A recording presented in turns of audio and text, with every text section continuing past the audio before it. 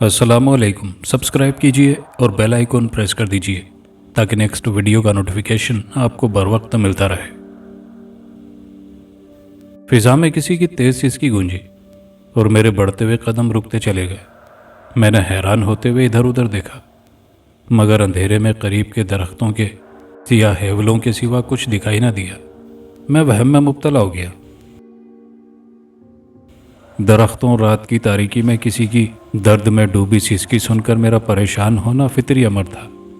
मैंने साफ महसूस किया कि वो सिसकी किसी औरत या नौजवान लड़की की थी और वो मेरे अंदाजे के मुताबिक वो इस जगह से ज़्यादा 3-4 कदम के फासले पर मौजूद थी, मगर तारीकी के सबब नज़र नहीं आ रही थी। फिर मुझे ख्याल आया कि शायद मेरा वहम हो, कोई खुश्क पत्ता मेरे पाँव तले आकर चुरमुराया हो और मुझे उसकी आवाज़ सिसकी की तरह सुनाई दी हो। चुनाचे मैं अपनी बकरी की रस्सी खींचता हुआ दोबारा चल पड़ा। फिर 2 कदम चला था कि वही सिसकी दोबारा सुनाई दी। इस मर्तबा वो नामालूम औरत 2 मरतबा सिसकी थी और आवाज़ मेरे अकब से उभरी थी। मैंने फ़ौरन पलट कर देखा। मेरे पीछे उस बकरी के सिवा कुछ ना था जिसे मैं खींचता हुआ चल रहा था। इस बार भी सिसकने वाली औरत को ना पाकर हैरत के साथ साथ एक नामालूम सा खौफ मेरे जहन पर तारी हो गया और मेरा दिल तेज़ी से धड़कने लगा। ये सोचकर मेरे रोंगटे खड़े हो गए कि आधी रात को इस तारीक जंगल में सिसकियां भरने वाली यकीनन कोई गैबी मखलूक हो सकती है, मसलन कोई जिन भूत या फिर कोई बदरू का ख्याल आते ही खौफ से मेरा सर्दी से ठिठरा हुआ जिस्म पसीना उगलने लगा। मैं पछताने लगा कि मैंने तवालत से बचने के लिए जंगल का मुख्तसर रास्ता क्यों इख्तियार किया, लेकिन सीधे रास्ते को छोड़कर इस तरफ आना मेरी मजबूरी थी। और मजबूरी ये कि मैं इस बकरी को दूसरों की निगाहों से बचाकर घर ले जाना चाहता था, ताकि अगले रोज़ जब काम पर जाऊं तो बकरी को बकर मंडी ले जाकर फ़रोख्त करूं और पैसे कमाऊं। बकर मंडी में सब लोग यही समझते कि मैं अपने घर से बेचने के लिए बकरी लाया हूं या गांव के किसी आदमी ने बेचने के लिए मेरे हवाले की है। बहरहाल बकरा मंडी वाले मुझ पर शक नहीं कर सकते थे कि बकरी चोरी की है, क्योंकि मैं गुज़िश्ता 3 बरसों से बकरा मंडी में बतौर मुंशी काम कर रहा था और मेरा सेठ मेरे काम से मुतमईन और मेरी ईमानदारी का कायल था। अपनी ज़िंदगी के इस भयानक वाक़ये को बयान करने से पहले बेहतर है कि मैं अपने बारे में कुछ बता दूं। मैं शेरशाह रोड पर वाक़े छोटे से गांव बागवाला के एक गरीब किसान नज़र हुसैन का इकलौता बेटा ज़फ़र हूँ। वालिदैन गुर्बत के सबब मुझे मैट्रिक से आगे ना पढ़ा सके। थोड़ी सी ज़मीन थी जिसकी काश्त से बमुश्किल गुजारा होता था। गांव में मुझसे ज़्यादा कोई तालीम याफ्ता ना था। फिर जब मैट्रिक के बाद बकरा मंडी में मुंशी के तौर पर मैं काम करने लगा तो गांव में मेरी अहमियत बढ़ गई। बकरा मंडी में मैं जिस आड़ती या सेठ का मुलाजिम था, उसके पास हर वक्त 50-60 जानवर मौजूद रहते थे और शहर के कसाब वहाँ से बकरियाँ ख़रीद कर ले जाते, तो मुझे फ़रोख्तगी की रसीद लिखना पड़ती। इसके अलावा रोज़ उनकी ख़रीद फ़रोख्त और बाहर से आने वाले माल का हिसाब किताब भी मेरे ज़िम्मे था। मेरी ड्यूटी सुबह 9 बजे से शाम 6 बजे तक होती, जबकि मेरी तनख्वाह सिर्फ 600 रुपये थी। ईद उल अज़हा के दिनों में रश के सबब मुझे रात के 11-12 बजे तक काम करना पड़ता। उस ज़माने में हमारे गांव के करीब यूनिवर्सिटी की तामीर शुरू होने वाली थी और वहाँ छोटा सा जंगल था जहाँ आज यूनिवर्सिटी की सड़कें और इमारतें हैं। यूनिवर्सिटी से आगे 200 कदम के फासले पर मेन रोड से एक कच्चा रास्ता हमारे गांव तक जाता था, जो वहाँ से तकरीबन 1 मील के फासले पर था। शहर को जाने वाली मुसाफिर बसों के सिवा उधर से कोई गाड़ी नहीं गुजरती थी। लारियाँ भी सिर्फ 8 बजे तक चलती थी। ईद उल अज़हा में सिर्फ 2 दिन रह गए थे और मैं गुज़िश्ता 10 रोज़ से रात के 10 बजे घर लौट रहा था। गुलगश्त कॉलोनी से आगे चुंगी नंबर 6 तक मुझे रिक्शा या तांगा मिल जाता था, मगर उससे आगे मुझे पैदल ही जाना पड़ता था। चुनाचे उस रोज़ भी मैं चुंगी तक तांगे में आया था और वहाँ से आगे पैदल मार्च करने लगा था। यूनिवर्सिटी वाले जंगल से तकरीबन निस्फ फरलांग पीछे अचानक ही एक बकरी सड़क पर आ गई। मुझे ख्याल आया कि वो बकरी किसी करीबी बस्ती से भागी हुई है और इस वक्त अगर मैं इसे पकड़ लूँ तो 300-400 रुपये में बेच सकता हूँ। बकरी मेरे रास्ते में खड़ी मिमिया रही थी। उसके गले में 10-12 फुट लंबी रस्सी बंधी हुई थी। मैंने आसपास देखा और किसी करीबी शख्स को ना पाकर बकरी की रस्सी पकड़ ली। बकरी बहुत शरीफ साबित हुई। उसने भागने की कोशिश न की, اور میں اسے کھینچتا ہوا جنگل کے قریب پہنچا تو ایک دم میرے دل میں خیال آیا کہ سیدھے راستے سے بکری کو گھر لے جانا مناسب نہ ہوگا۔ ہو سکتا ہے کہ کوئی دیکھ کر پہچان لے کہ وہ بکری کس کی ہے۔ چنانچہ میں بکری کو کھینچتا ہوا جنگل میں داخل ہو گیا، جس کی دوسری جانب ہمارا گاؤں تھا، اور اب میں اسی جنگل کے وسط میں کھڑا خوفزدہ نگاہوں سے اندھیرے میں سسکنے والی عورت کو دیکھنے کی کوشش کرتا ہوا سوچ رہا تھا کہ آدھی رات کے وقت جنگل میں کسی عورت کا کیا کام؟ یقیناً وہ کوئی بدرو ہو سکتی ہے۔ چند لمحوں بعد میں نے اپنے پسینے سے تر جسم کو سنبھالا اور لرزتے قدموں سے آگے بڑھا ہی تھا کہ اچانک میرے عقب سے ایک آواز بلند ہوئی، ذرا ٹھہر جاؤ ظفر، میں تھک گئی ہوں۔ یہ سن کر میں بے ساختہ اچھل پڑا۔ یہ نسوانی آواز یقیناً سسکنے والی عورت کی تھی، اور وہ میرا نام بھی جانتی تھی۔ میں نے رکتے ہوئے پلٹ کر پیچھے دیکھا اور خوف کی تیز لہر میرے بدن میں دوڑ گئی، کیونکہ میرے پیچھے بکری کے سوا کوئی بھی نہ تھا۔ اگر وہ ہوتی تو میں اتنا بھی اندھا نہیں تھا کہ چند منٹ تک کسی چیز کو نہ دیکھ پاتا، مگر عورت وہاں ہوتی تو نظر آتی نا۔ یقیناً وہ کوئی غیبی مخلوق تھی جو اتنا قریب سے بولنے کے باوجود میری نگاہوں سے اوجھل تھی۔ میں دہشت زدہ ساکت کھڑا تھا، بکری کی رسی میرے ہاتھ میں تھی، اور میں خوف سے کانپتا ہوا آس پاس عورت کو تلاش کرنے کی کوشش کر رہا تھا جس نے مجھے رکنے کو کہا تھا۔ اچانک میری نظر بکری کے چہرے پر پڑی اور میرے ذہن کو شدید جھٹکا لگا۔ بکری کی آنکھیں اندھیرے میں کسی بلور کی مانند چمک رہی تھی، اور چمکتی آنکھیں بے حد خونخوار دکھائی دے رہی تھی۔ آج سے پہلے میں نے اتنی خوفناک آنکھیں کسی کی نہیں دیکھی تھی۔ مجھے یوں لگا جیسے کوئی خونخوار ڈائن مجھے گھور رہی ہو۔ خوف کی شدت سے میرا جسم لرزنے لگا اور میرے کانپتے ہاتھوں سے رسی کا سرا چھوٹ گیا۔ میں گھبراہٹ کے عالم میں رسی اٹھانے کے لیے جھکا، مگر تاریکی میں زمین پر رسی نہ دکھائی دی۔ میں نے ادھر ادھر ہاتھ مارا لیکن رسی ہاتھ نہ آئی۔ میں نے پریشان ہو کر بکری کی طرف دیکھا اور بوکھلا گیا۔ بکری اپنی خونخوار آنکھوں سمیت اپنی جگہ سے غائب تھی۔ میں بکری کی تلاش میں ادھر ادھر دیکھنے لگا۔ جو ہی میں نے بائیں جانب دیکھا، حیرت سے اچھل پڑا۔ مجھ سے 3-4 گز کے فاصلے پر کسی عورت کا ہیولا سا دکھائی دے رہا تھا۔ اس کے بدن پر سفید رنگ کا لباس تھا اور آنکھیں اندھیرے میں بھی چمک رہی تھی۔ اوہ، تم کون ہو؟ میں خوف سے اکلانے لگا۔ گھبراؤ مت ظفر، وہ قدم بڑھا کر میرے قریب آتی ہوئی بولی۔ اس کی آواز بے حد شیریں تھی۔ میں لالی ہوں۔ وہ میرے قریب آ کر رکی تو میں نے خوفزدہ نگاہوں سے اس کا جائزہ لیا۔ وہ 18-19 برس کی نوجوان دوشیزہ تھی۔ اس کے نقش و نگار اسے بے حد خوبصورت ظاہر کر رہے تھے۔ اس نے اپنا نام لالی بتایا تھا، اور یہ نام میرے لیے بالکل اجنبی تھا۔ میرے گاؤں میں بھی اس نام کی کوئی لڑکی نہیں تھی، لیکن اس نے مجھے اپنا نام اس انداز میں بتایا تھا جیسے میں اسے جانتا تھا۔ اس کے علاوہ یہ بھی میرے لیے شدید حیرت کی بات تھی کہ وہ میرا نام جانتی تھی۔ اس زمانے میں یونیورسٹی کی جگہ جنگل تھا، اور گاؤں باغ والا کے دیہاتی دن کے اوقات میں اسی جنگل سے گزر کر پختہ سڑک پر یا گاؤں آتے جاتے تھے، کیونکہ اس طرف سے گاؤں سڑک کے قریب پڑتا تھا۔ البتہ شام کے بعد اندھیرے کے سبب لوگ جنگل کی بجائے کچی ہی سڑک سے آتے جاتے تھے، کیونکہ چاند ستاروں کی روشنی کے سبب انہیں راستہ دیکھنے میں آسانی رہتی تھی۔ اس جنگل میں کوئی خطرناک جانور تو نہیں تھے، البتہ زہریلے سانپ، نیولے اور گرگٹ عام تھے۔ چنانچہ میں بھی کسی خطرے کے خوف سے آری ذہن کے ساتھ بکری کو لیے جنگل میں داخل ہوا تھا۔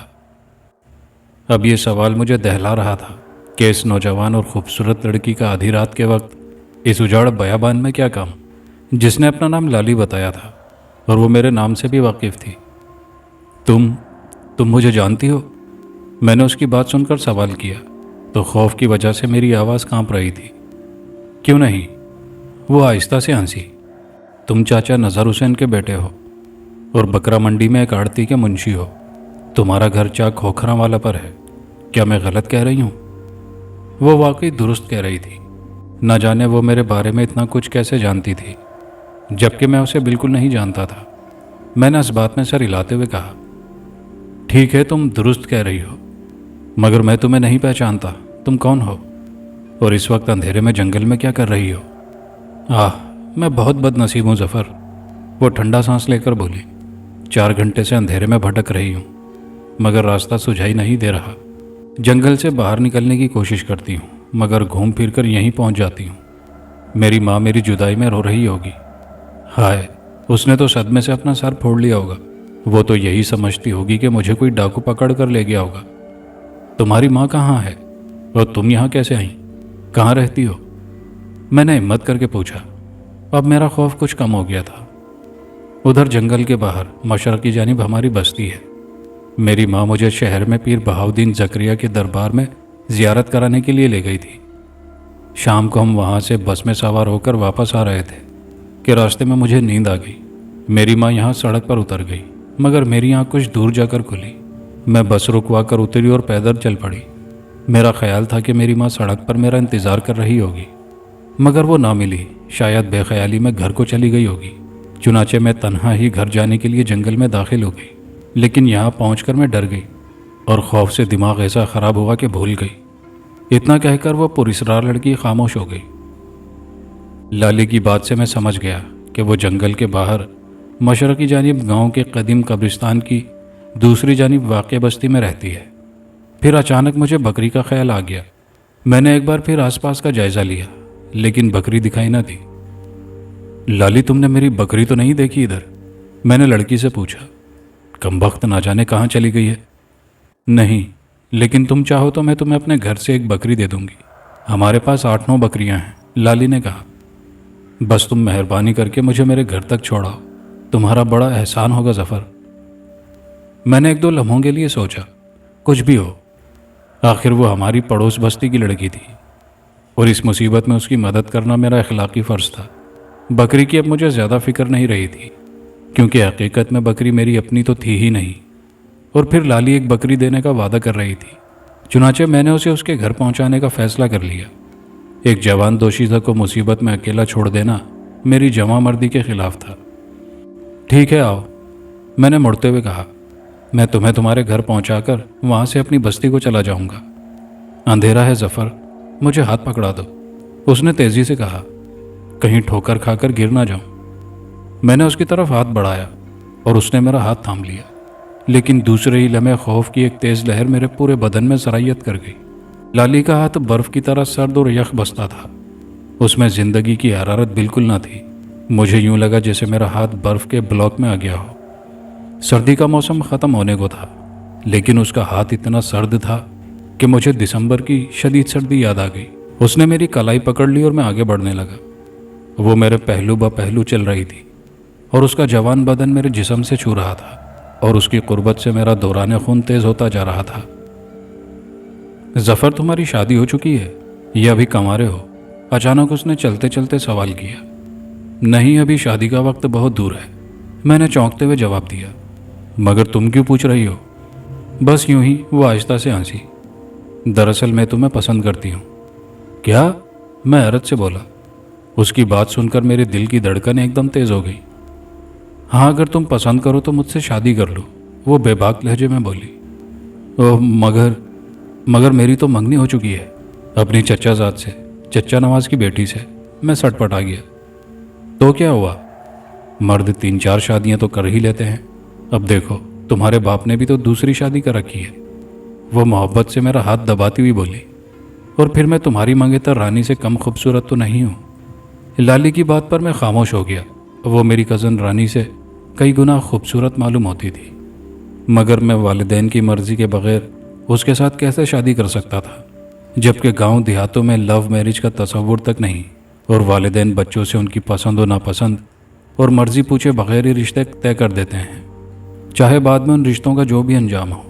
البتہ پہلی شادی کے بعد لڑکے آزاد ہو جاتے ہیں اور وہ چاہیں تو دوسری یا تیسری شادی کر لیتے ہیں۔ اس میں نہ والدین دخل دینے کی کوشش کرتے ہیں اور نہ لڑکا ان کی اجازت کا پابند ہوتا ہے، لیکن پہلی شادی ہمیشہ والدین کی پسند سے ہوتی ہے۔ ظفر، تم نے بتایا نہیں، لالی نے مجھے خاموش دیکھ کر کہا۔ میں تمہیں سوچ کر جواب دوں گا لالی، میں نے جواب دیا۔ وہ خاموش رہی۔ اس کا جوان بدن میرے جذبات میں تلاطم پیدا کر رہا تھا اور میں اپنے جذبات کو دل میں دبائے رکھنے کی کوشش کر رہا تھا۔ چند منٹ بعد ہم جنگل سے نکل آئے۔ کھلی جگہ پر چاند کی روشنی میں نے لالی پر نظر ڈالی۔ بلا شبہ وہ بے حد خوبصورت تھی، مگر ہلکا سفید لباس دیکھ کر میرا دماغ چٹک گیا۔ سفید لباس گردن سے پاؤں تک کفن معلوم ہو رہا تھا۔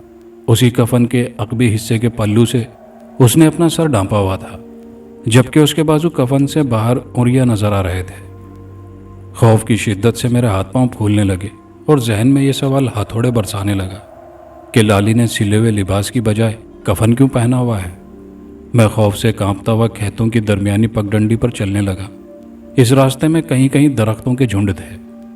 ان سے آگے گاؤں کا پرانا اور وسیع اور اس قبرستان تھا، جس کے اندر اور چاروں طرف گھنے درختوں کی کثرت تھی۔ چند قدم اور چلنے کے بعد میں نے رکتے ہوئے لالی کی طرف دیکھا۔ اب تو تم اپنے گھر پہنچ جاؤ گی، میں یہاں سے اپنی بستی کی طرف جاتا ہوں۔ نہیں پیارے، اس نے ملتجی لہجے میں کہا، جہاں اتنی زحمت کی ہے وہاں تھوڑی تکلیف اور کر لو اور میرے گھر تک پہنچا دو۔ اس کا گھر قبرستان کی دوسری جانب کچھ فاصلے پر واقع تھا۔ اس کی درخواست سن کر میں پھر آگے بڑھنے لگا۔ قبرستان کے قریب پہنچ کر میں نے راستہ بدلنا چاہا کہ قبرستان کے بائیں جانب سے گزرا جائے، لیکن لالی نے مجھے فوراً ہی ٹوک دیا۔ نہیں ظفر، اسی طرف سے چلو، اس نے قبرستان کی طرف اشارہ کرتے ہوئے کہا۔ لیکن ادھر تو اندھیرا ہوگا، میں نے رکتے ہوئے کہا۔ اس وقت قبرستان سے گزرنا مناسب نہیں ہے۔ ڈرنے کی ضرورت نہیں ہے ظفر، میں بھی تو تمہارے ساتھ ہوں۔ تم قبرستان کی طرف سے ہی چلو، اس نے اصرار کیا۔ تمہیں اپنے گھر جانا ہے نا، اس لیے ادھر سے جانا ضروری نہیں ہے، میں نے اسے سمجھانے کی کوشش کی۔ دیکھو پیارے، ہو سکتا ہے ادھر میری ماں رک کر میرا انتظار کر رہی ہو، وہ پیار سے بولی، کیونکہ ہم قبرستان والا راستہ ہی اختیار کرتے ہیں اور میری ماں جانتی ہے کہ اگر میں تنہا بھی آئی تو ادھر سے ہی آؤں گی۔ میں نے اس کی طرف دیکھا تو اس کی آنکھیں چمک رہی تھی۔ نہ جانے ان آنکھوں میں کیسی کشش تھی کہ میں اس کے سحر میں ڈوب سا گیا۔ میں کسی معمول کی طرح اس کے پیچھے قدم اٹھا رہا تھا۔ وہ مجھ سے صرف 2 قدم آگے بڑے اطمینان سے چل رہی تھی۔ قبرستان کے گرد واقع درختوں میں سے گزر کر ہم قبرستان میں داخل ہو گئے۔ اس وقت قبرستان پر مکمل خاموشی اور سناٹے کا راج تھا۔ دور دور تک کچی پکی اور اونچی نیچی قبریں پھیلی ہوئی تھیں۔ ان قبروں کے مکین قیامت کے انتظار میں ابدی نیند سو رہے تھے۔ تھوڑے تھوڑے فاصلے پر درختوں کے جھنڈ تھے، جن کے سائے قبروں پر حرکت کر رہے تھے۔ خود کو قبرستان کے اندر دیکھ کر میرے ہوش و حواس لوٹ آئے اور میں ابتدائی قبروں کے پاس ہی رک گیا۔ ارے رک کیوں گئے ہو پیارے، آؤ نا، اچانک لالی نے پلٹ کر مسکراتے ہوئے کہا۔ لالی کے بدن پر موجود کفن اور قبرستان کے بھیانک ماحول کی وجہ سے میرے ذہن پر ایک بار پھر خوف کی چادر پھیل گئی۔ اس کا زندگی کی حرارت سے محروم سرد بدن کا احساس میرے وجود میں سنسناہٹ سی پیدا کر رہا تھا۔ میں نے لالی کے چہرے کی طرف دیکھا، وہ میری ہی طرف دیکھ رہی تھی۔ اس سے نگاہیں ملتے ہی میرے ذہن کو عجیب سا جھٹکا لگا اور بے اختیار میرے قدم اٹھ گئے۔ اسی لمحے تیز ہوا چلنے لگی، درخت سائیں سائیں کرنے لگے۔ میں لالی کے پیچھے چل رہا تھا۔ چند قدم چلنے کے بعد اس کا رخ دائیں جانب واقع درختوں کے ایک جھنڈ کی طرف ہو گیا۔ چاند کی روشنی میں قبروں پر پڑنے والے درخت کے سائے حرکت کر رہے تھے، مگر مجھے یوں لگا جیسے وہ انسانی سائے ہوں۔ میں خوفزدہ سا رک گیا۔ اتنی دیر میں لالی درختوں میں پہنچ کر میری نگاہوں سے اوجھل ہو چکی تھی۔ ظفر، میرے دل نے مجھ سے کہا، وہ یقیناً کوئی بدرو یا زندہ لاش ہے، تم یہاں سے فوراً بھاگ جاؤ۔ اسی لمحے درختوں سے لالی کی آواز بلند ہوئی، آؤ نا پیارے، رک کیوں گئے ہو؟ لیکن میں بے حد دہشت زدہ ہو چکا تھا۔ میں تیزی سے پلٹا اور واپس جانے کے لیے دوڑا، مگر راہ میں چھوٹی قبر کے ساتھ میرا پاؤں الجھا اور میں منہ کے بل زمین پر آ گرا۔ میرے حلق سے بے اختیار چیخ نکل گئی۔ اس چیخ کے جواب میں مجھے اپنے آس پاس سے ہنسنے کی آوازیں سنائی دینے لگی اور میں بے ساختہ اچھل پڑا۔ مجھے یوں لگا جیسے بہت سی لڑکیاں میری حالت پر ہنس رہی ہوں۔ میں نے ادھر ادھر دیکھا، مگر وہاں کوئی لڑکی نظر نہ آئی۔ یقیناً وہ بدروہیں تھیں جنہیں میں دیکھنے سے معذور تھا۔ خوف کی شدت سے میرا جسم خشک پتے کی مانند کانپ رہا تھا اور میرے بدن کے مسامات بے تحاشا پسینہ خارج کر رہے تھے۔ بدروہوں کے ہنسنے کی آواز چند لمحوں بعد بند ہو گئی، پھر وہاں پر ابدی سناٹا پھیل گیا۔ میں نے پلٹ کر ان درختوں کی طرف دیکھا جن پر لالی غائب ہوئی تھی، مگر دوسرے ہی لمحے میں حیرت سے اچھل پڑا۔ مجھ سے 2-3 قدم کے فاصلے پر میری گمشدہ بکری بیٹھی جگالی کر رہی تھی۔ شاید وہ مجھ سے بھاگنے کے بعد ادھر چلی آئی تھی۔ میں نے دل ہی دل میں خدا کا شکر ادا کیا اور آگے بڑھ کر اسے پکڑنا چاہا، لیکن بکری تیزی سے اٹھ کر پیچھے درختوں کی طرف بھاگی اور تاریکی میں غائب ہو گئی۔ میں نے سوچا کہ بکری کو پکڑ کر ساتھ لے جاؤں، چنانچہ میں انہی درختوں کی طرف بڑھنے لگا، مگر خوف سے میرے قدم ڈگمگا رہے تھے۔ میں خوفزدہ نگاہوں سے ادھر ادھر دیکھتا ہوا ان درختوں کے سائے میں پہنچا تو بکری ایک قبر کے پاس کھڑی تھی۔ مجھے اس کا ہیولا دکھائی دے رہا تھا۔ میں اس طرف بڑھا، مگر اس بار بکری نے بھاگنے کی کوشش نہ کی اور اطمینان سے کھڑی رہی۔ میں اس کے ہیولے پر نگاہیں جمائے آہستہ آہستہ اس کے قریب پہنچا اور پھر ایک دم جھپٹ کر اسے گردن سے پکڑ لیا، لیکن دوسرے ہی لمحے میں بے اختیار اچھل پڑا۔ بکری کی گردن پر بال نہیں تھے۔ مجھے یوں محسوس ہوا جیسے میں نے انسانی گردن پر ہاتھ رکھا ہوا ہو۔ میں نے غور سے اسے دیکھا اور بوکھلا کر اس کی گردن چھوڑ دی، کیونکہ وہ بکری نہیں لالی تھی۔ لالی کو دیکھ کر میں ایک بار پھر دہشت زدہ ہو گیا۔ میں نے پیچھے پلٹنا چاہا، مگر لالی نے فوراً میرے ہاتھ اپنے نرم اور سرد ہاتھ میں لے لیے۔ آؤ یہاں بیٹھتے ہیں، وہ مجھے قبر کے چبوترے کی طرف کھینچتی ہوئی بولی۔ مگر وہ بکری کہاں چلی گئی؟ میں خوف کی شدت سے اکلایا۔ وہ بھی آ جائے گی پیارے، وہ آہستہ سے ہنسی اور مجھے اپنے پہلو میں چبوترے پر بٹھا لیا۔ میرا ہاتھ ابھی تک اس کے یخبستہ ہاتھ میں تھا۔ نیم تاریکی میں اس کا سفید کفن نما لباس دیکھ کر میرے وجود پر کپ کپی طاری ہو گئی۔ میرا جسم بری طرح کانپ رہا تھا۔ تم کون ہو؟ یہ کفن کیوں پہنا ہوا ہے؟ خوف سے میری آواز بھی لرز رہی تھی۔ یہ کفن میرا لباس ہے پیارے، اور یہ میرے باپ کی قبر ہے، وہ بولی۔ باپ کی قبر؟ میں اگلایا۔ ہاں، اس میں میرا باپ ابدی نیند سو رہا ہے، اور اسے تمہارے باپ نظر حسین نے قتل کیا تھا۔ کیا؟ حیرت سے میرا منہ کھل گیا۔ تو تم جھوٹ بول رہی ہو؟ نہیں پیارے، میں درست کہہ رہی ہوں، میں اس قتل کی چشمدید گواہ ہوں۔ وہ میرا ہاتھ دباتی ہوئی ہنسی۔ یہ ناممکن ہے، میں لرزتا ہوا بمشکل بولا۔ میرا باپ قتل نہیں کر سکتا، وہ تو بہت سیدھا سادہ اور شریف آدمی ہے۔ میں جانتی ہوں وہ کتنا شریف ہے، اس نے طنزیہ لہجے میں کہا۔ تمہارے باپ ہی نے مجھے یہ کفن پہننے پر مجبور کیا تھا، مگر میں نے کبھی نہیں سنا کہ میرے باپ نے… میں نے کہنا چاہا۔ نہیں سنا تو اب سن لو۔ میں تمہیں بتاتی ہوں کہ میں آج کی رات کا برسوں سے انتظار کر رہی تھی، اور میں بکری بن کر تم سے اسی لیے ملی کہ تم لالچ میں آ کر مجھے پکڑو گے اور میں تمہیں اس قبر پر لاؤں گی۔ لالی کی بات سن کر دہشت کے مارے میرے رونگٹے کھڑے ہو گئے، اور میں خوفزدہ نگاہوں سے اس کی طرف دیکھتا ہوا اپنی جگہ سے پیچھے سرکنے لگا۔ بکری کی شکل اختیار کرنے والی یقیناً کوئی بدرو تھی۔ اب تم یہاں سے نہیں جا سکتے ظفر، وہ میری کلائی پر اپنے ہاتھ کی گرفت سخت کرتی ہوئی بولی۔ کیوں؟ خوف سے میری آواز حلق میں پھنسنے لگی۔ تم بدرو ہو، چڑیل ہو یا ڈائن ہو؟ نہیں، میں صرف روح ہوں، ایسی روح جو انتقام کی آگ میں سلگتی 18 برس سے بھٹک رہی ہے۔ چڑیل ڈائن تو میں آج بنوں گی، جب میں تمہیں تمہارے باپ کے کرتوت سے آگاہ کروں گی۔ یہ کہہ کر وہ خوفزدہ انداز میں ہنسی۔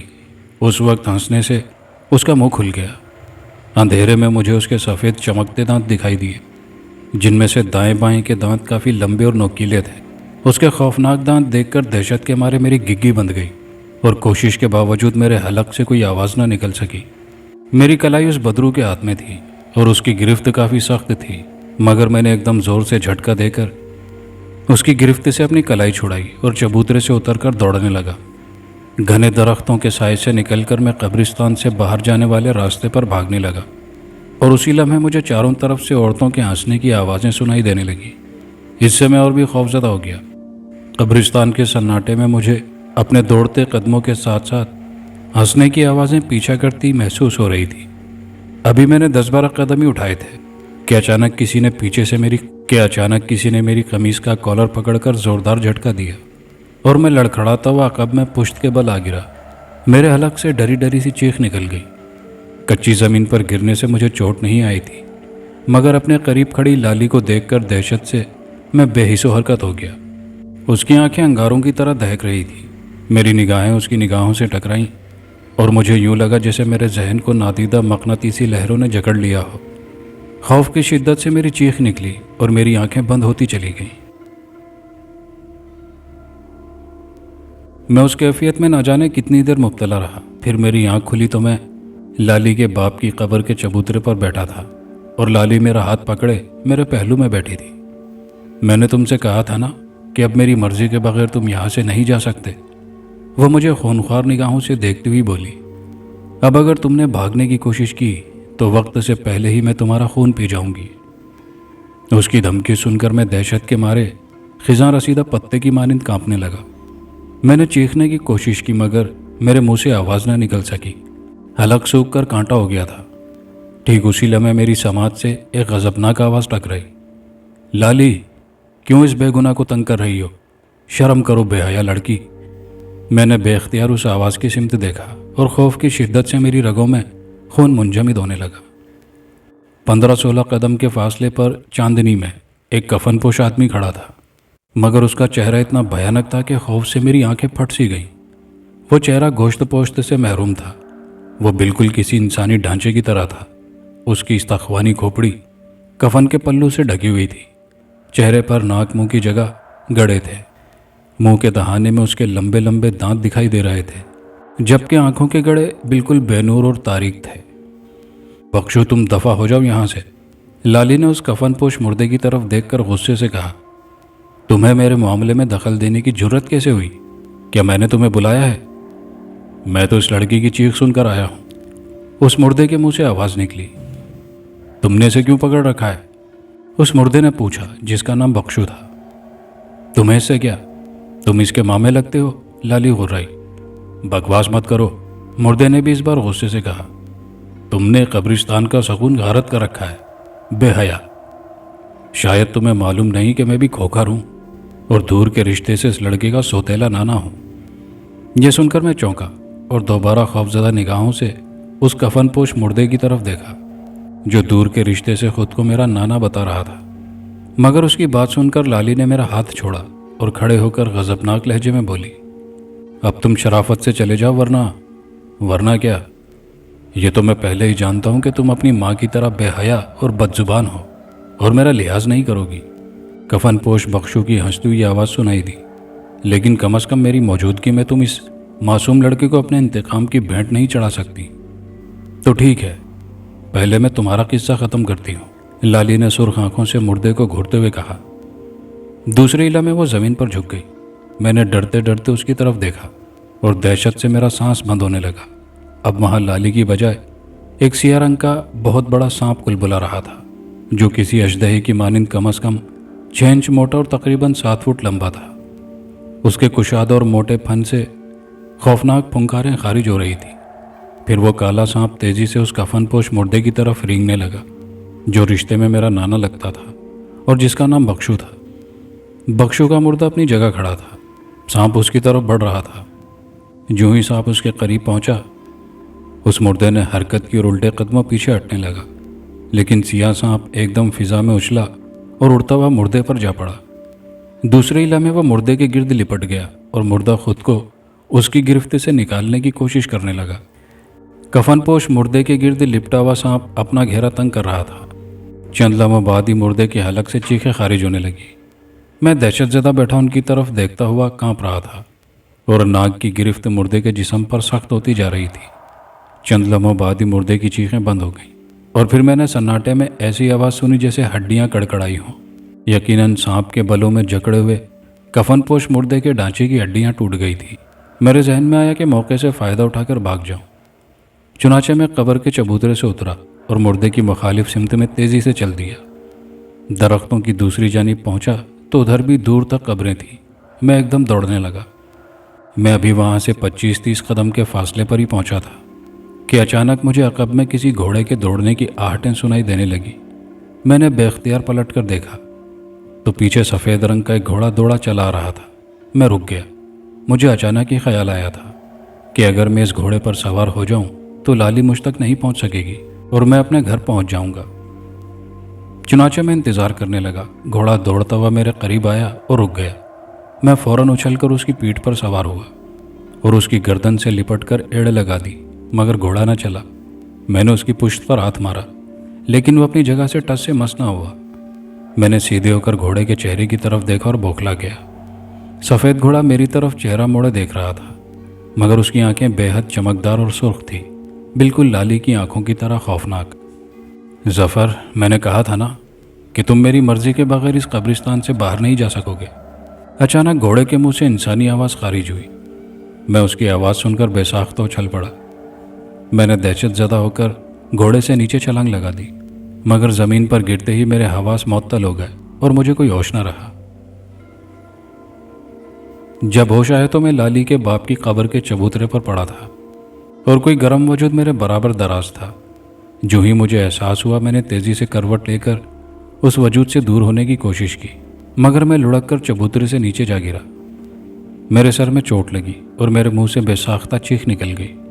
دوسرے لمحے مجھ پر بے ہوشی طاری ہوتی چلی گئی۔ نہ جانے کتنی دیر گزری تھی کہ مجھے ہوش آ گیا۔ اس بار میں نے خود کو وہاں سے چند گز دور چاند کی روشنی میں زمین پر دراز پایا اور ادھر ادھر دیکھتا ہوا اٹھ بیٹھا۔ میں دو قبروں کے درمیان خالی جگہ پر تھا۔ مجھے بے ہوشی سے پہلے کا واقعہ یاد آیا تو میں نے گھبرا کر اپنے قریب نظر ڈالی، مگر مجھے کوئی وجود وہاں نظر نہ آیا۔ میں جلدی سے کھڑا ہو گیا، مگر اسی لمحے کسی نے عقب سے میرا ہاتھ پکڑا اور خوف کے مارے میرے حلق سے بے ساختہ چیخ نکل گئی۔ میں نے پلٹ کر دیکھا تو لالی سفید کفن میں لپٹی اپنی چمکدار آنکھوں سے میری طرف دیکھ رہی تھی۔ آؤ پیارے لڑکے، اس نے مسکراتے ہوئے کہا، ادھر ہی بیٹھ جاتے ہیں، اندھیرے میں تو تمہیں ڈر لگتا ہے۔ وہ میرا ہاتھ تھامے قریب کی ایک اونچی قبر پر بیٹھ گئی۔ میں خوف سے لرزتا ہوا اس کی طرف دیکھ رہا تھا۔ نہ جانے اس کی آنکھوں میں کیا سحر تھا کہ میں اس کی آنکھوں سے نگاہیں نہیں ہٹا پا رہا تھا۔ میرا ذہن مکمل طور پر اس کی نگاہوں کی گرفت میں جکڑا ہوا تھا اور میرا بدن توانائی سے خالی تھا۔ میرے جسم میں اتنی بھی طاقت نہیں تھی کہ میں اپنا ہاتھ اس کے ہاتھ سے کھینچ سکتا۔ سنو ظفر، وہ ایک دو لمحوں کے بعد کہنے لگی، 18 سال پہلے جب تمہارا باپ نظر جوان تھا، اس وقت میری عمر 17 برس تھی اور میرا باپ نظر کا نوکر تھا۔ اس وقت نظر کا باغ تھا جس میں آم فالسے کے پیڑ تھے اور میرا باپ اس باغ کی دیکھ بھال پر مامور تھا۔ اسے مالی کہتے تھے۔ جب آم پکنے پر آئے تو میرے باپ کو باغ میں دن رات رہنا پڑا تاکہ آم چوری نہ ہو جائیں یا طوطے آموں کو نقصان نہ پہنچائیں۔ میں دوپہر کا کھانا باپ کو پہنچانے باغ میں جاتی، رات کا کھانا وہ گھر آ کر کھاتا اور کھانے کے بعد واپس باغ میں جا کر رات گزارتا۔ جب میں دوپہر کے وقت باپ کو کھانا دینے باغ میں جاتی تو وہاں اکثر اوقات نظر اور اس کے چند دوست بھی موجود ہوتے۔ وہ لوگ باغ میں 5-6 بجے تک تاش کھیلتے رہتے۔ میں خوبصورت اور جوان تھی، اس لیے جب بھی باغ میں جاتی وہ لوگ میری طرف بری نگاہوں سے دیکھتے اور آپس میں میرے بدن کی تعریفیں کرتے۔ پھر ایک دن شام کے وقت نظر نے میرے باپ کو کسی کام سے شہر بھیج دیا، لیکن مجھے اور میری ماں کو اس کے جانے کا علم نہ ہو سکا اور ہم حسب معمول شام کو اس کا انتظار کرتے رہے۔ عام طور پر میرا باپ شام 7 بجے تک گھر واپس آ جاتا، جبکہ 7:15 بجے سورج غروب ہوتا تھا۔ اس دن جب مغرب کے بعد تک میرا باپ گھر نہ لوٹا تو میری ماں نے تشویش ظاہر کی۔ ہم نے 8 بجے تک انتظار کیا۔ ہم لوگ مغرب کے فوراً بعد کھانا کھا لیا کرتے تھے۔ اس دن اماں کے سر میں درد تھا۔ لالی، تیرا باپ ابھی تک نہیں آیا، خدا خیر کرے، اس نے مجھ سے کہا۔ وہ تو مغرب تک ہر صورت میں آ جایا کرتا ہے۔ اماں، ہو سکتا ہے ابا دوپہر کے بعد سو گیا ہو اور کسی نے اسے جگایا نہ ہو، میں نے امکان ظاہر کیا۔ اچھا، میں اسے وہیں کھانا دے کر آتی ہوں، ماں نے کہا۔ تم ذرا گھر کا دھیان رکھنا۔ میری اماں نے ابا کا کھانا چھبڑی میں رکھا اور رومال سے ڈھانپ دیا۔ مگر اماں، تمہاری نظر تو کمزور ہے، اندھیرے میں کہیں گر نہ جاؤ، میں نے ماں سے کہا۔ تم آرام کرو، میں ابا کو کھانا دے آتی ہوں۔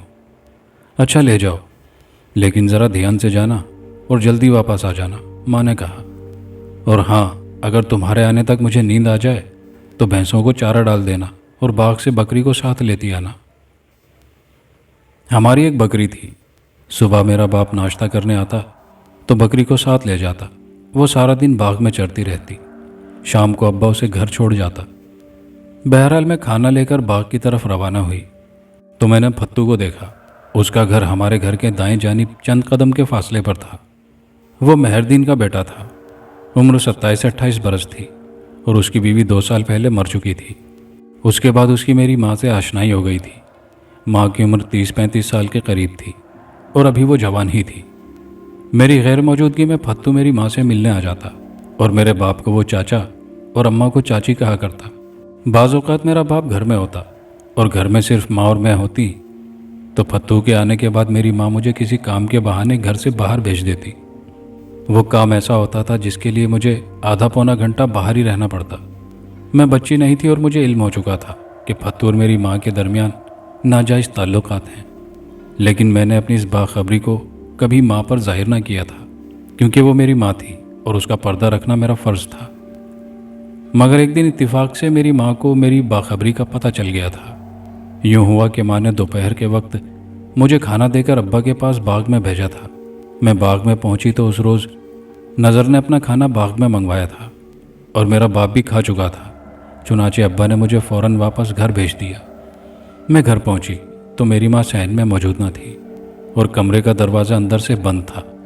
مجھے حیرت ہوئی کہ اتنی سخت گرمی میں اماں نے دروازہ کیوں بند کر رکھا ہے، جبکہ عام طور پر ہم دونوں سارا دن صحن میں واقع کیکر کے پیڑ کی چھاؤں میں گزارتے تھے۔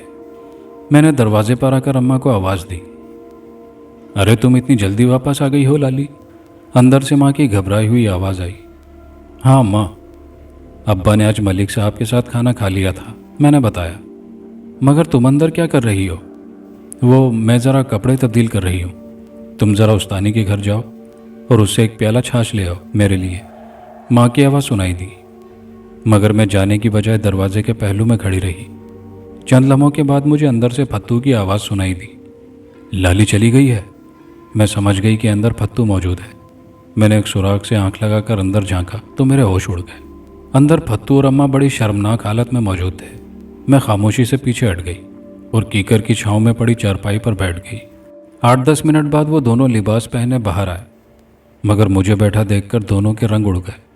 پھتو تو حویلی سے باہر چلا گیا اور اماں میرے پاس آ بیٹھی۔ اس نے مجھے پیار کرتے ہوئے تاکید کی کہ میں پھتو کے آنے کا کسی سے ذکر نہ کروں۔ ساتھ ہی اس نے مجھے اپنی مجبوری بتائی کہ تیرا باپ بوڑھا ہو چکا ہے، اس لیے مجبوراً اسے پھتو سے دوستی کرنا پڑی۔ میں نے ماں سے وعدہ کر لیا کہ میں اس راز کو سینے میں دفن رکھوں گی۔ آج پھر پھتو کو دیکھ کر میں سمجھ گئی کہ میرے جانے کے بعد وہ میری ماں سے ملنے آئے گا۔ میں یہی سوچتی ہوئی باغ کی طرف جا رہی تھی۔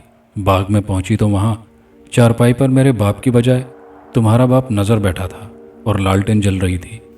میں نے اس سے اپنے باپ کے بارے میں پوچھا تو وہ بولا، آؤ لالی بیٹھو، میں نے تمہارے باپ کو شہر بھیجا ہے بچے کی دوائی لینے کے لیے، آنے ہی والا ہوگا۔ میں زمین پر بیٹھنے لگی تو اس نے میرا ہاتھ پکڑ کر چارپائی پر بٹھاتے ہوئے کہا، ارے یہاں میرے پاس بیٹھو، میں کوئی غیر تو نہیں ہوں۔ ملک صاحب، آپ کے برابر بیٹھنے کی ہم نوکر لوگ جرت نہیں کر سکتے، میں نے گھبرا کر کہا۔ کمال ہے، میں نے تو تم لوگوں کو کبھی غیر یا نوکر نہیں سمجھا۔ تمہارا باپ میرے ساتھ کھانا کھا سکتا ہے تو تم کیوں نہیں بیٹھ سکتی؟ میرا ہاتھ اس کے ہاتھ میں تھا۔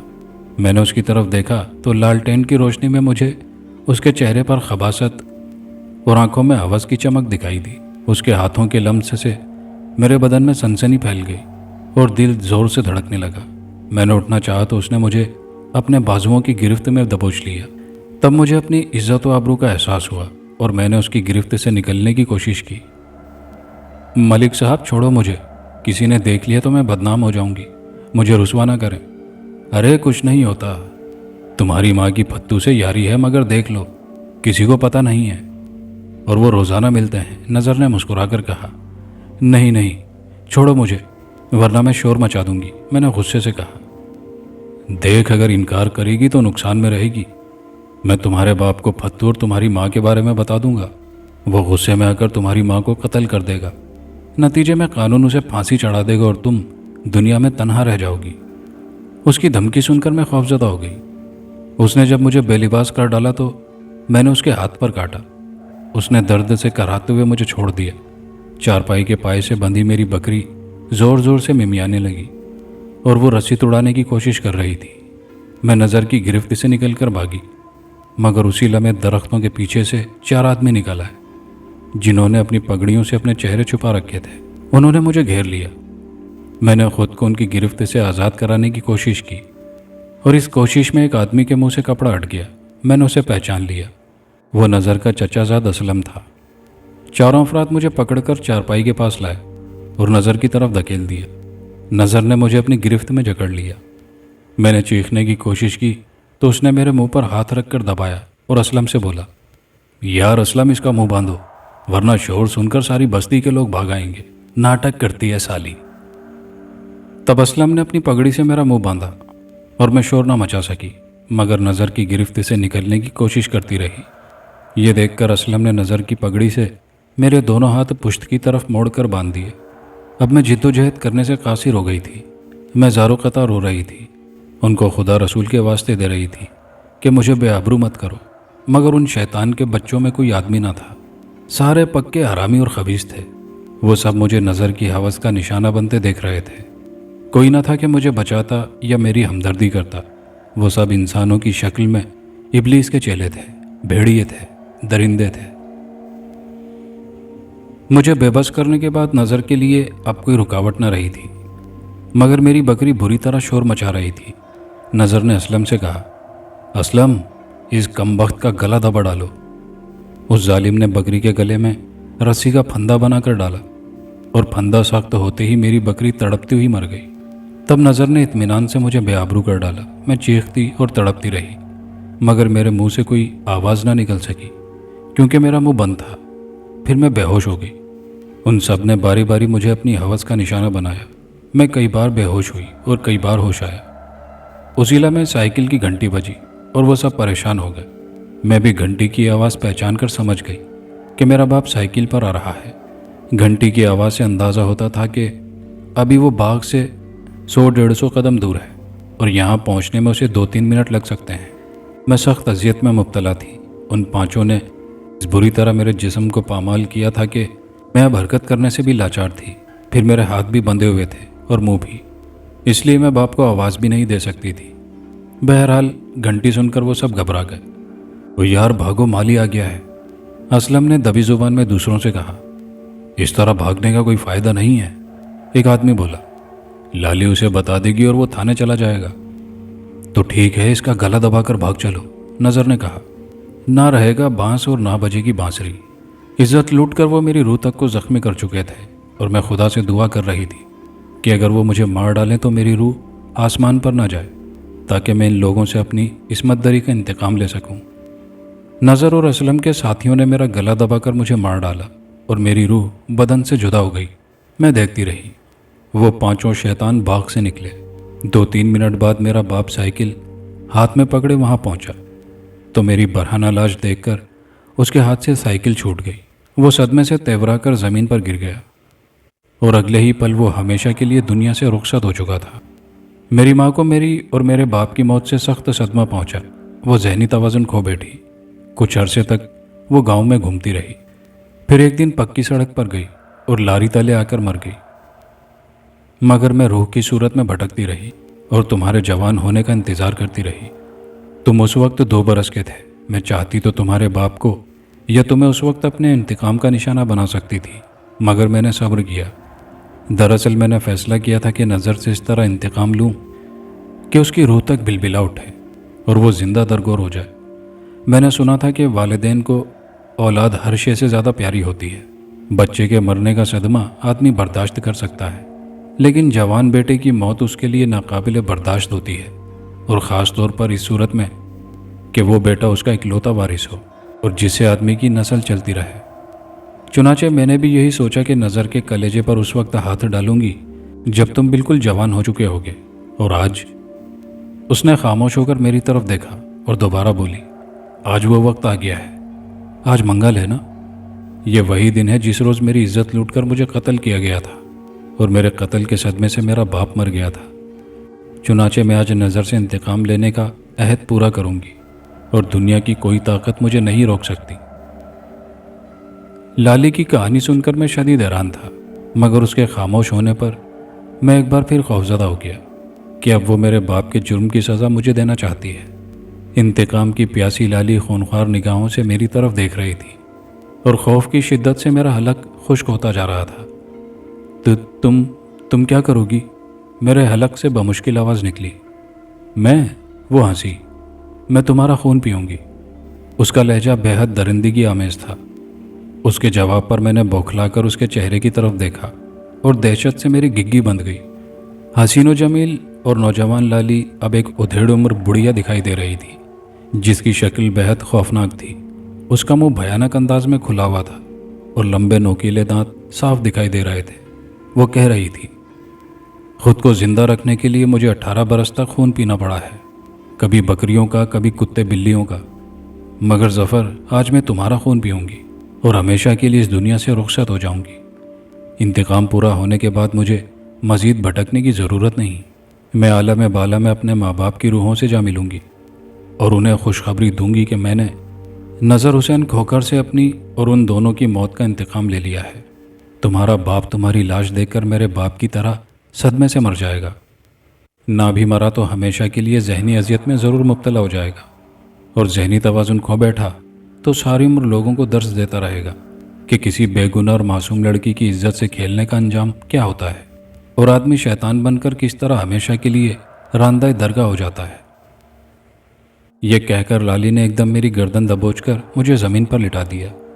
دہشت کے مارے میرے بدن میں اتنی بھی طاقت نہ رہی تھی کہ میں کوئی مزاحمت کر سکتا۔ اس کی نگاہیں میری آنکھوں کے راستے میرے دماغ کو جگڑ چکی تھی، اور میں بے بسی کے عالم میں زمین پر لیٹا اس کی طرف دیکھ رہا تھا۔ اس نے میرے سینے پر ایک ہاتھ رکھا اور دوسرا میری پیشانی پر رکھ کر میری گردن پر جھک گئی۔ اس کی سانسیں میرے چہرے سے ٹکرا رہی تھی۔ بے بسی کے عالم میں نے دہشت سے تڑپ کر چیخنا چاہا، مگر میرے حلق سے کوئی آواز نہ نکل سکی، اور اس کے مکرو چہرے پر نظر آنے والے ہونٹ میری شہرک کو چھونے لگے۔ میں دہشت سے بے حس و حرکت پڑا تھا۔ اب اس کا منہ مجھے نظر نہ آ رہا تھا۔ پھر جو ہی میں نے اپنی شہرک میں لالی کے نوکیلے دانتوں کی چبھن محسوس کی، قبرستان کے بھیانک سناٹے میں ایک کڑکدار آواز ابھری۔ کون ہے؟ میں نے فوراً وہ آواز پہچان لی۔ وہ میرے سوتیلے چچا امیر خان کی آواز تھی، جو پڑھا لکھا ہونے کے سبب گاؤں میں منشی کہلاتا تھا اور اسے منشی چاچا کہا کرتا تھا۔ اس کی آواز سن کر لالی اچھل پڑی۔ وہ مجھے چھوڑ کر الگ ہو گئی۔ میں نے گردن موڑ کر بائیں جانب دیکھا تو چند قدم دور منشی چاچا کھڑا تھا۔ ارے تم یہاں سو رہے ہو ظفر، اور گھر میں تمہارے ماں باپ تمہارا انتظار کر رہے ہیں، اس نے مجھے پہچان کر کہا، مگر شاید لالی اسے نظر نہ آ رہی تھی۔ چاچا منشی، لالی کی روح میرا خون پینا چاہتی ہے، میں نے چلا کر کہا۔ یہ سن کر چاچا منشی چونکا، پھر تیزی سے چاقو نکال کر کھولا اور ساتھ ہی کسی کلام الہی کا ورد کرنے لگا۔ اس نے تیزی سے میری طرف بڑھتے ہوئے مجھ پر پھونک ماری۔ میں نے لالی کی طرف دیکھا، وہ 2 قدم پیچھے ہٹ گئی تھی۔ چاچا منشی نے چاقو پر پھونک مار کر چاقو سے میرے گرد ہوا میں دائرہ سا بنا دیا، اور پھر میرا ہاتھ پکڑ کر اٹھایا ہی تھا کہ لالی نے چیختے ہوئے چاچا منشی کے کندھے پر ہاتھ مارا، لیکن دوسرے ہی لمحے وہ بری طرح چیختی ہوئی پیچھے جا گری۔ چاچا اس سے بے خبر و بے نیاز معلوم ہو رہا تھا۔ شاید میرے سوا لالی کو کوئی نہیں دیکھ سکتا تھا۔ لالی زمین پر پڑی تڑپتی اور چیختی رہی، میں مر رہی ہوں۔ مجھے کیا پتا تھا کہ منشی نے خود پر کچھ دم کر رکھا ہے۔ میرا بدن جل رہا ہے۔ کاش۔ اس کی چیخیں لمحہ بہ لمحہ دم توڑتی چلی گئی۔ پھر میں نے دیکھا کہ لالی کی جگہ ایک مردہ بکری کی لاش پڑی تھی۔ تم ادھر کیا کرنے آئے تھے؟ چاچا منشی نے مجھ پر ایک پھونک مارتے ہوئے کہا۔ یہ لالی مجھے پکڑ کر لائی تھی، میں نے بکری کی طرف اشارہ کیا۔ یہ میرا خون پینا چاہتی تھی۔ چاچا نے پلٹ کر دیکھا اور حیرت سے اچھل پڑا۔ ارے یہ بکری کہاں سے آ گئی؟ ابھی تو یہاں نہیں تھی۔ اس پر مجھے خوف کا ایک جھٹکا لگا اور میں چکرا کر زمین پر گرا۔ آنکھ کھلی تو میں اپنے گھر میں تھا۔ میرا باپ اور چاچا منشی میرے قریب بیٹھے مجھے ہوش میں لانے کی کوششیں کر رہے تھے۔ میرے ہوش میں آنے پر انہوں نے اطمینان کا سانس لیا۔ ان سے پتہ چلا کہ مجھے 2 دن بعد ہوش آیا ہے۔ ان کے دریافت کرنے پر میں نے سارا واقعہ سنایا تھا، جو کہ حرف بہ حرف درست تھا۔ البتہ چاچا منشی سمیت کسی کو لالی کے قاتل کا پتہ نہ تھا۔ میرے باپ نے بھی اعتراف کر لیا کہ اس سے یہ جرم سرزد ہوا تھا۔ اس واقعے کے بعد مجھے دوبارہ کبھی لالی کی بھٹکی ہوئی روح نہیں ملی، لیکن میں آج تک حیران ہوں، کیا روحیں بھی کسی سے انتقام لے سکتی ہیں؟ اور وہ بھی اپنے بدن سے جدا ہونے کے 18 برس بعد؟ کیا اتنی مدت تک کوئی روح انتظار کر سکتی ہے؟ کہانی یہاں اپنے اختتام کو پہنچی۔ کہانی کے آخر میں اپنی گزارشات پر آپ کے نام: عمیر عتیق صاحب ہیں سرجانی ٹاؤن کراچی پاکستان سے، شاہد علی صاحب ہیں شہر کا نام نہیں لکھا پاکستان سے ہیں، بلال رشید بھٹی صاحب ہیں اسلام آباد پاکستان سے، محمد عمران صاحب ہیں کراچی پاکستان سے، تنویر بٹ صاحب ہیں لاہور پاکستان سے، ابراہیم شریف صاحب ہیں بنگلورو کرناٹکا انڈیا سے، فائقہ طاہر شجاع طاہر صاحب ہیں کشمیر سے، ایمن انصاری صاحب ہیں ممبئی انڈیا سے، محمد جنید صاحب ہیں پہاڑ گنج دلی انڈیا سے، محمد رئیس صاحب ہیں بنگلہ دیش سے، یاسر علی صاحب ہیں بھوپال والا سیالکوٹ سے، آزاد مہری صاحب ہیں سڈنی آسٹریلیا سے، کہکشاں صاحبہ اور اسلم شاہ صاحب ہیں کوٹا راجستھان انڈیا سے۔ آپ تمام لوگوں کے کامنٹس کا بے حد شکریہ۔ کہانی اچھی لگی ہو تو دوستوں کے ساتھ لائک شیئر ضرور کیجیے گا، کامنٹ باکس میں اپنی قیمتی رائے کا اظہار کیجیے گا، اور چینل پر نئے آنے والے دوستوں سے گزارش ہے کہ اگر چینل کو ابھی تک سبسکرائب نہیں کیا تو چینل کو سبسکرائب کر لیجیے۔ شکریہ۔